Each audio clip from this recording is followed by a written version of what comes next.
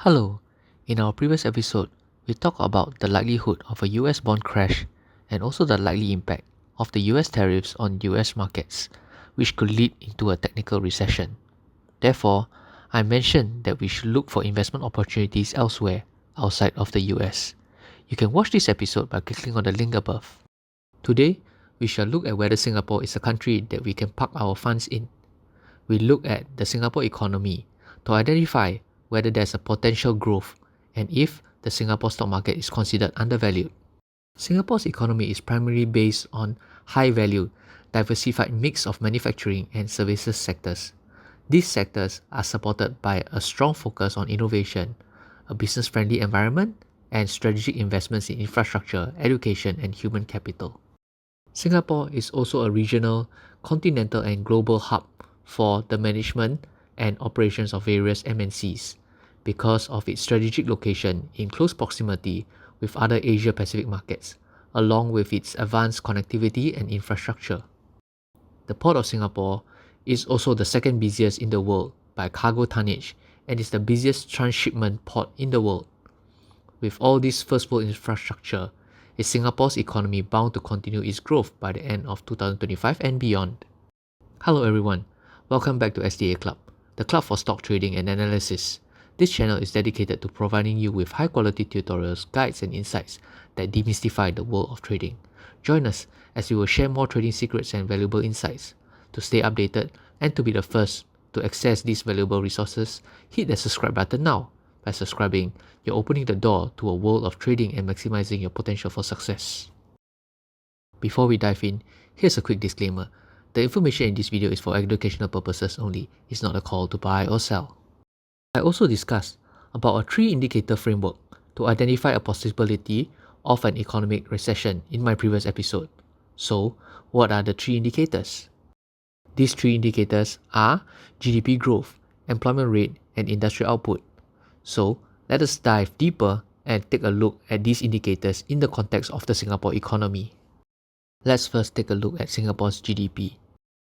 In the first quarter of 2025, the Singapore economy grew 3.9% year-on-year, easing from 5% growth in the previous quarter, but surpassing market expectations of a 3.6% increase, final data showed.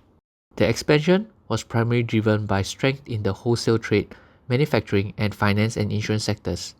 Analysts noted that activity in the manufacturing and wholesale trade segments was slightly boosted by front-loading ahead of anticipated US tariff hikes. Meanwhile, the accommodation and food and beverage sectors contracted, with the accommodation industry dragged down by weak performance in higher value-added hotel segments. On a quarterly basis, GDP contracted 0.6%, reversing a 0.5% expansion in Q4 2024, highlighting near-term headwinds despite the annual growth beat. Looking ahead, the government has downgraded its full-year growth forecast for 2025 to a range of 0% to 2%, from an earlier projection of 1% to 3%.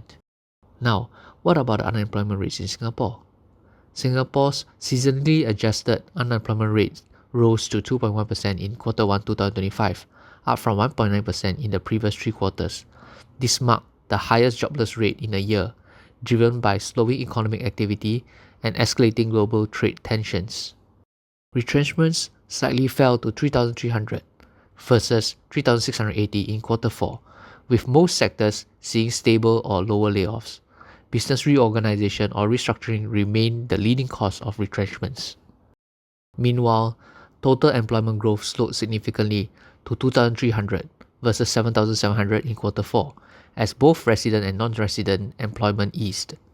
The decline in employment, especially in export-oriented sectors, indicated a shift in labor market dynamics. Looking ahead, the worsening economic outlook is expected to impact firms' hiring and wage expectations. Forward-looking polls by the government in March found that business moods became more cautious compared to the more optimistic view in December 2024. Finally, we look at the PMI, or the Purchasing Managers Index of Singapore. The Purchasing Managers Index is a key economic indicator derived from surveys of purchasing managers in private sector manufacturing firms. It measures the prevailing direction of economic trends in the manufacturing sector, providing insights into production, new orders, employment, inventories, and supplier deliveries. A reading of above 50 indicates expansion, while a reading below 50 usually signifies contraction. Singapore's manufacturing PMI rose slightly to 49.7 in May 2025 from 49.6 in April, making the second month of shrinking activity after 19 months of growth. While factory activity improved a little, it stayed weak due to ongoing uncertainty, even though global trade tensions have eased. On May 12, the US and China agreed to roll back many tariffs temporarily, helping improve market confidence. Singapore's electronics sector PMI also rose slightly to 49.9 after ending a 17-month expansion in March. New export orders for both overall manufacturing and electronics stayed above contraction levels but dropped from recent highs. Business outlook remained weak, showing concern about future demand. Therefore, all three indicators show a poor outlook for the next half of 2025 for Singapore. But has the Singapore stock market reflect this outlook so far? Let's take a look at the SDI index. The Straits Times Index, or the SDI index, is Singapore's primary stock market index, tracking the performance of the top 30 most substantial actively traded companies listed on the Singapore Stock Exchange. It serves as a key benchmark for the Singaporean stock market and provides investors with a gauge of the overall market sentiment and economic health of Singapore. How has the SDI index performed year to date? The SPDR STI ETF has returned 17% in the past 1 year with a PE ratio of 12 times and a dividend yield of 4.55%. While the SPY S&P 500 ETF that tracks the US top 500 companies has returned a lower 9% in the same period and has a PE ratio of 25 times with a dividend yield of just 1.21%. Therefore, this makes Singapore a more attractive market to invest in due to the lower PE ratio and a higher dividend yield as compared to the US, which commands a much lower dividend yield and a higher PE ratio. Next, we also look at the exchange rate, which plays an important part in investing, as investing in the US carries exchange rate risk. The USD to SGD exchange rate has returned a negative 4.6% in the past 1 year. This means that your returns will be much lower if you had invested 1 year ago in the US due to exchange rate risk.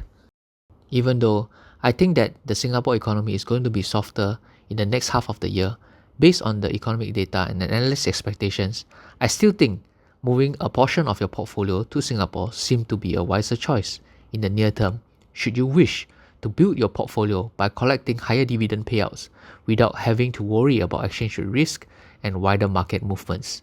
Till then, see you in my next episode. Goodbye.